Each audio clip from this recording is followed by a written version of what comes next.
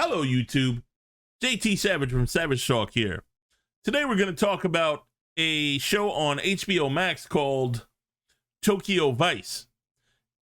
It's a really, really good show. Something you don't get a whole lot of these days.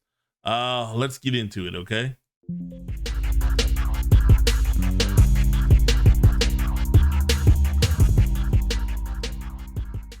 So, I can't believe that there hasn't been more talk about this show, because I mean, I heard about it a while ago, and the only reason I even paid it any mind was because one of my favorite actors is in it, Ken Watanabe.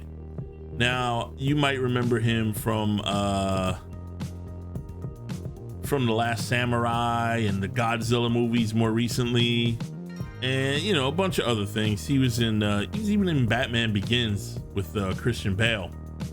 Anytime Ken Watanabe's in something, I get kind of excited about it because I don't know, I love my Japanese movies, man, and I love my Japanese actors. And back in the 2000s, Japanese cinema was probably my favorite thing in the world at the time. I mean, you had movies like Battle Royale, Ichi the Killer, Versus, Zatoichi, Zebra Man, Tokyo Gore Police, Yakuza Apocalypse, Big Man, Audition, Old Boy, Tetsuo the Iron Man, like so many. I can't even list them all off, man. And I don't know if we're still getting that kind of quality, kind of crazy movies out of Japan. Like, I see stuff on Netflix sometimes and they're pretty good, but it seems like that focus is now shifting more towards South Korea to make those type of things. But I'm sure Japan still makes them, but I don't see as much, honestly. But the beauty about Tokyo Vice, which you really should watch it, it gives you an insight into Japan that no other show or movie for that matter I've ever seen give you. So, like, most Japanese shows that I watch or movies, the acting is overdone, and I'm not criticizing that. That's one of the draws to it, actually. You kind of like that over the top acting in those Japanese films or movies, shows, whatever, all that stuff. Especially, and I'm not even telling you about the animes, I'm just giving you the movies. But I mean, animes back in those days, man, crazy stuff that were amazing, like Furikuri and a bunch of stuff. I'm not even gonna get into it. That's a different video. So the thing with Tokyo Vice is it's a very slow moving drama. Now, why it's called Tokyo Vice, I don't know, because the show, it's about a reporter, a gaijin reporter, which means he's a foreign white guy, basically. So he's the first foreign white guy reporter ever to be hired in Japan, and it's for Japan's biggest newspaper, okay, like their best newspaper, supposedly the world's best newspaper according to the show, like the people in the show. Okay, I was getting ahead of myself. Let me go back a little bit because I want to set this up properly. It's a slow moving drama, which if you're looking for an action show, this is not it, okay? But basically it's about the news, all right, reporting the news in Japan and the Yakuza, and how things are overlooked by the police and by the newspapers when it comes to the Yakuza. And that's because, one, they don't want things to become worse, and two, they don't want trouble, and for honor and all the other things. And unlike any other show in Japan I've ever seen before, this really gives you and I can't say for a fact because I've never been to Japan, like I would love to go, but from everything I've seen, this seems to give you the best look at Japanese culture than any show I've ever seen before, at least in my opinion. I could be wrong, but from my perspective, it's the best I've seen. I think it gives you a really, really good insight into how Japanese culture works and how people interact with one another, and the relationship between him and his friends seems really natural, the way people really, you know, talk to one another.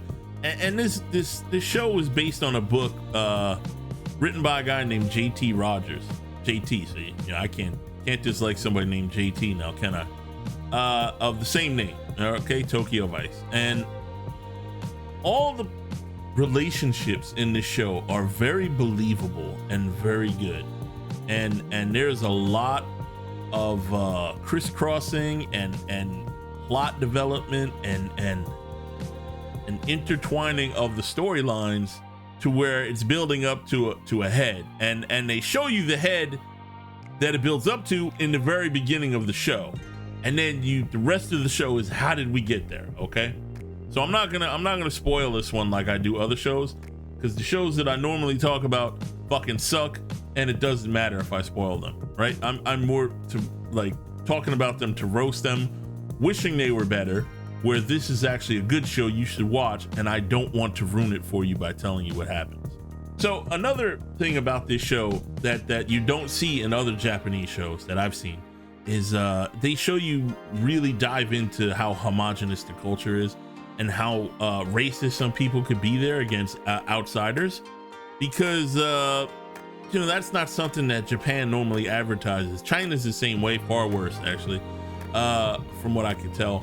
But you kind of see how you know, how much Japanese culture wants to stick to Japanese culture, and they don't like outsiders. And I think that's really refreshing to see, because like I said, they don't normally portray that in things, especially in a realistic way like they do in this show, which is really cool. Like, it's really insightful, and it's really you know, you learn from it, which is nice, because I always wondered how things really are in Japan, because you have the way things are presented to you in movies and television and what little you see on the news about Japan, but this show actually kind of really gives you a real view of how some people are, how the culture is, how outsiders you know, fare in Japan. It's really interesting. It's really an interesting show, and it's well written. I don't know who actually is working on the television show itself. I do know the people in it, and that's another thing. The cast is stellar, like all people from shows and things that I love. Like I told you, Ken Watanabe, love him. He's my absolute favorite Japanese actor these days.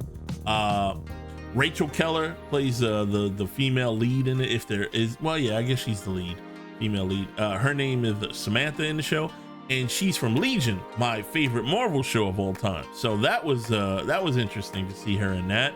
I haven't seen her in a while. And also, if you saw my last video, I was telling you Rinko Kikuchi is in it as Mako. She's one of the reporters that Ansel, who's Jake in the show, you know, who's working with.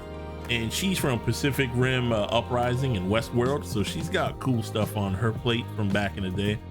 And then you get one of the Yakuza guys, named is Sho Kasumatsu, and he plays Sato. And Sato is complicated. He's awesome. You'll like him. There's another cop called Hideki Ito. His name is Hideki Ito. He plays Miyamoto, the one of the vice cops. You know, him and Jake have an interesting relationship, and I think it's gonna go sour, but you know, I don't know, but it's very interesting, so to speak. So there's a lot of really cool people in this show, and it's really well acted. I'm not the biggest fan of Ansel Elgort. I like stuff that he's been in, or I liked him in the stuff. There's something about him I don't like, but he's good in this, and I'm not saying he's bad. I'm just saying there's something about him that I personally just don't like. I don't know what it is.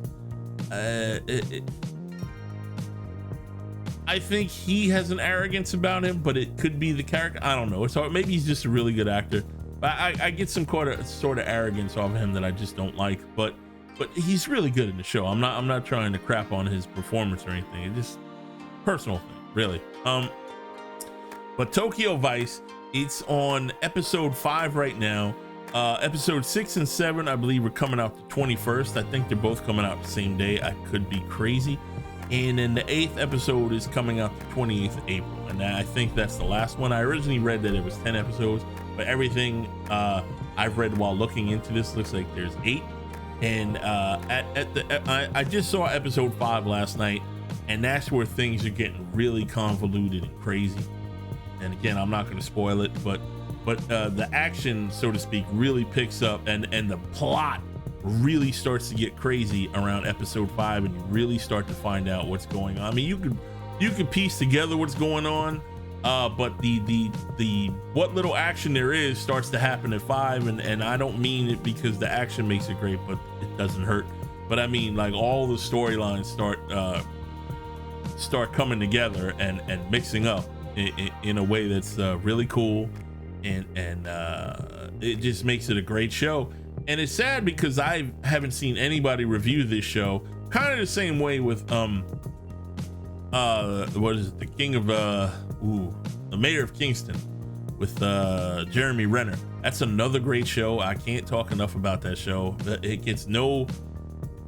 It's not an action show, I guess, and it's not a Marvel show, and it's not a Halo it's not a franchise that everybody loves, and maybe that's why I don't see people writing about it. Maybe there are stuff about it online. I haven't seen it, but I don't want to just talk about crappy Marvel shit and crappy DC shit, because a lot of it hasn't been good lately, and I wish it was better, but it's not. So I'd rather talk about things that I do like that are out now, because there's not a lot, and the stuff that's good really needs a signal boost, and people should know it's out there, so people make more stuff like this instead of the woke trash that we're used to.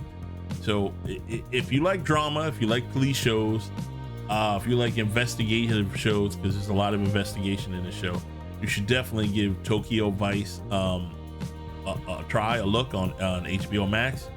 I don't think you'll be disappointed, especially if you like Japanese culture and Japan itself, and you want to know more about it. This is the show to watch, and you're not going to find a better show anywhere about like it, to be honest. And I mean, that's it. Check it out. Like the video, please, and subscribe to the channel. It's the only way I get to grow this and bring you more stuff. So anything you do in that sense for me, I appreciate. And I'll see you in the next one. Oh, and I'm gonna leave the link to the trailer in the description, so check that out too, okay?